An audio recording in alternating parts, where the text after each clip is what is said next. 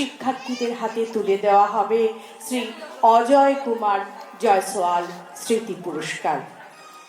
আমরা এবার পুরস্কার বিতরণ করে আমাদের বিদ্যালয়ের শিক্ষার্থীদের হাতে পুরস্কার তুলে দেব।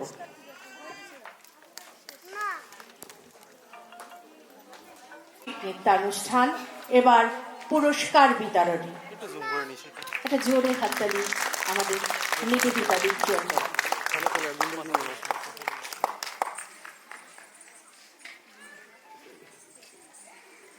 আচ্ছা, এবার 2023-24 থেকে আমি শুরু করছি। এটা আমার আগে কোনোদিনও করিনি, মানে করতে হয়নি। সেই জন্য আমি 2023-24-এ যারা সে বছর অনেকে পরীক্ষা দেয়নি, তো সেই জন্য কয়েকটাই মাত্র হলো, 3-2-5টা হলো। তো সেই জন্য এই প্রাইজগুলো আমি দিচ্ছি।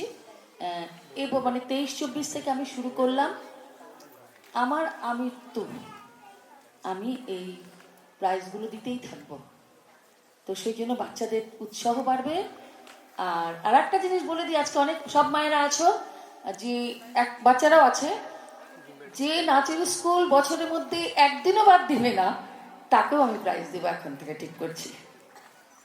ঠিক আছে, এবার আমি আমার কি বলবো, খুব স্নেহাস্পদ ওকে দিয়ে দিচ্ছি, নামগুলো বলবে, তারা এসে আমার হাত থেকে প্রাইজ নাও, শুভ আমাকে হেল্প করবে, মানে সাগর। খুব সুন্দর প্রস্তাব, কেউ কিন্তু একদিনও বাদ দিও না। এবার PP1-এর কত্থক ডান্স সমৃদ্ধি সাহা। সমৃদ্ধি সাহা, সমৃদ্ধি সাহার হাতে পুরস্কার তুলে দিচ্ছেন আমাদের বাসবিধি, তাকে সহযোগিতা করছে স্বাগত।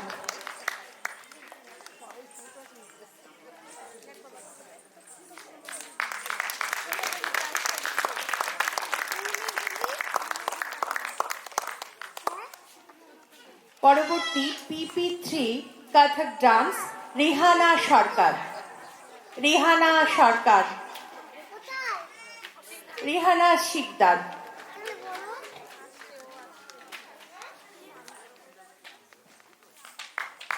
রিহানা শিকদারের হাতে পুরস্কার তুলে দিচ্ছেন পাইলিয়া নৃত্যালয়ের কর্ণধার শ্রীমতী বাসবী নাগ জয়সওয়াল। আপনারা সবাই করতালি দিয়ে উৎসাহিত করুন। পরবর্তী প্রাইমারি রবীন্দ্র নৃত্য দেবলীনা কর্মকার। দেবলীনা কর্মকার, রবীন্দ্র নৃত্য।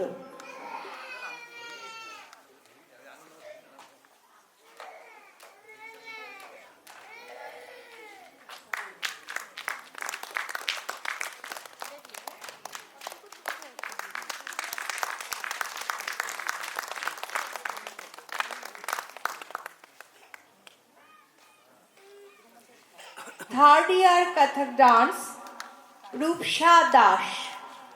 Rupsa Das, third year Kathak dance Rupsa Das.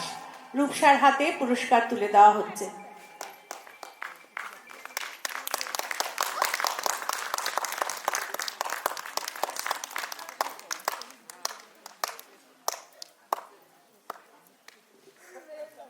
এবার fifth year recitation Priyanka Guha.